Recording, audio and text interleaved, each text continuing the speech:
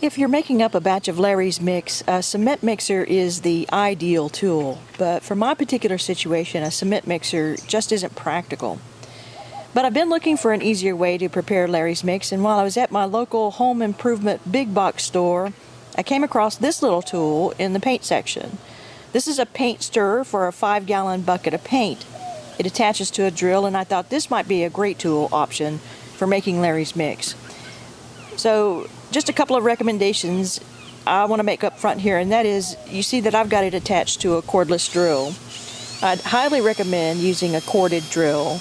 I've got a pretty hefty battery on here right now, but it does use a lot of power, especially after the mix gets wet. So the other recommendation is that you do only half a batch at a time and mix it together while it's dry. That saves a lot on power, and then wet it afterwards, doing a little bit at a time.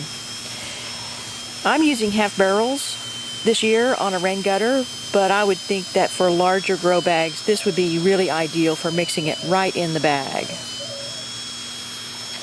I hope this helps, and again, I found this at the home improvement big box store. Any hardware store I think in your area would have one of these, and I found this in the paint section. You could also probably check the section where they sell sheetrock mud and tools, but this was less than $20, and this particular one is 36 inches long, but they do have shorter ones, so you can find one that would meet your needs.